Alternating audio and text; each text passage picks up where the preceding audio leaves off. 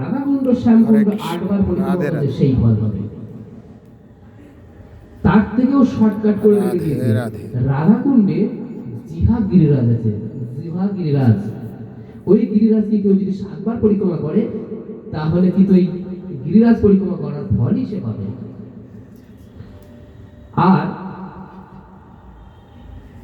আর একটা বিষয় বলি, বর্ষণার কথা একটু আমি বারবার বলি। বলছে 7 বার গিরিরাজ পরিক্রমা করলে যে ফল হয়, 7 বার গিরিরাজ পরিক্রমা করে যে ফল হয়, 1 বার বর্ষণা পরিক্রমা করে সেই ফল লাভ হয়। কি বললাম? 7 বার গিরিরাজ করে যে ফল লাভ হবে, 1 বার বর্ষণা পরিক্রমা করলে কিন্তু সেই ফলটাই হবে। তাই মা বর্ষণায় যায়, পরিক্রমা করে না। যে বর্ষণা পরিক্রমা করবে, খুব সাবধানে পরিক্রমা করবে, তার কি অবশ্যই লাভ হবে। কারণ সাক্ষাৎ রাধারানী কিন্তু বর্ষণায় বসবাস করে। রাধারানী, আমরা রাধাকুণ্ডে থাকি, কিন্তু সাক্ষাৎ রাধারানী বর্ষণাতে বিরাজমান। এখনো ফুল বৃষ্টি হয়, আমি আপনি দেখতে পাবো কিনা জানি না, কিন্তু যারা দেখার তারা দেখে এবং সেই ফুল পায়। নিধিবনে এখন নিত্য লীলা চলছে। সন্ধ্যার পরে, রাতের পরে সেখানে কেউ থাকে না। যে থাকবে হয় সে বোবা হয়ে যাবে, নয় অন্ধ হয়ে যাবে। বেশিরভাগ মানুষ মরে যায়, সেখানে কেউ থাকতে পারে না। বনের পশু বাঁদররাও বেরিয়ে আসে, ওই বনে থাকে না। স্বয়ং নিধিবনের বাঁদররাও থাকবে না, বাঁদররাও বেরিয়ে চলে আসে। এই নিধিবনের এমন মহিমা, নিত্য লীলা এখনো নিধিবনে চলছে। ঠিক বৃন্দাবনে এরকম বিশেষ বিশেষ সবকিছু চলে। এখন কটা বাজে?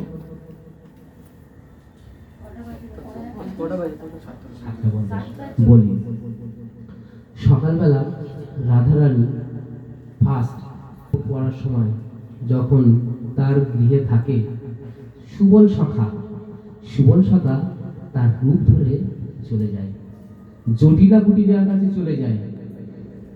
গিয়ে রাধারানীকে সুবল সখা সাজিয়ে পাঠিয়ে দেবে।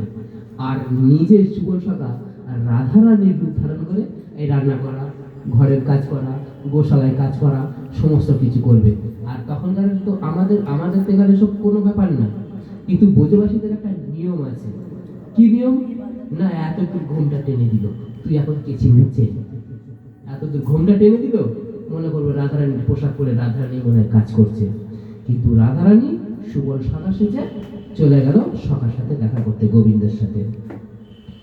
10টা, 10:30 যখন বাজবে, তখন ওই রাধারানী রাধাকুণ্ডের শ্যামকুণ্ডের সঙ্গমে আসবে। তখন সঙ্গমে আসবে, ওখানে তারা স্নান করবে, ওখানে তারা প্রসাদ পাবে, বিশ্রাম করবে, বিকালবেলা পাশা খেলবে, সন্ধ্যাবেলা চলে যাবে, বিকালবেলা চলে যাবে তারা কুসুম সরোবরে চলে গিয়ে ওখানে কুসুম মানে ফুল তুলবে। কুসুম মানে ফুল, ওখানে ফুল তুলবে। কিন্তু ওখানেও গোবিন্দ যাবে। ওখানে গোবিন্দ কি হিসাবে যাবে? গোবিন্দ ওখানে মালি সেজে যাবে। মালি যেরকম পাগড়ি করে বেঁধে যায়, ওই লীলা চলবে। গিয়ে মালি সেজে যাবে, শুধু রাধারানী, গোবিন্দ, সখা সখী সবাই। ওখান থেকে ফুল তুলে চলে যাবে সূর্যকুণ্ডে গিয়ে সূর্যদেবীর পূজা করে। রাধারানী সূর্য দেবতার পুজো করে। সূর্যকুণ্ডে গিয়ে ওখানে পুজো করে চলে যাবে কোথায়? সেবাকুঞ্জে। যেখানে সেই সেবাকুঞ্জ গোবিন্দ পথ চেয়ে বসে থাকবে।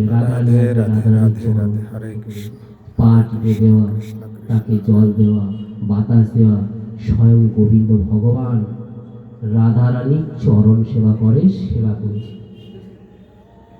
আপনারা সেবাকুঞ্জে গিয়েছিলেন কিনা আমি জানি না। সেবাকুঞ্জটা হচ্ছে ওই যেখানে আপনারা দামোদর মন্দিরটা গিয়েছিলেন না, দামোদর মন্দিরে কেউ গিয়েছিলেন আপনারা? ওই দামোদর মন্দিরে আগে বাঁ হাতের গলি, বাঁ হাতে সেবাকুঞ্জ, একটু বেরিয়ে এসে ডান হাতে চলে গেলে ইমলিতলা। হ্যাঁ, ইমলিতলায় গিয়েছিলেন তো? আসছে তো ওই সেবাকুঞ্জের ওখান থেকে তারপরে চলে যাবে ওরা সিংহার বট, যেখানে রাধারানীকে সিংহার করে দিয়েছিল গোবিন্দ। ওখান থেকে চলে যাবে আস্তে আস্তে, একটার পর একটা লীলা করতে করতে চলে যাবে মধ্যরাত্রে সেখানে গিয়ে নিত্যলীলা করে শেষে চলে আসবে কোথায়? আবার শয়নে চলে আসবে। এটা প্রত্যেক দিনের নিত্য লীলাটা আমি বলে গেলাম, বললাম এটা নিত্য লীলা রোজ।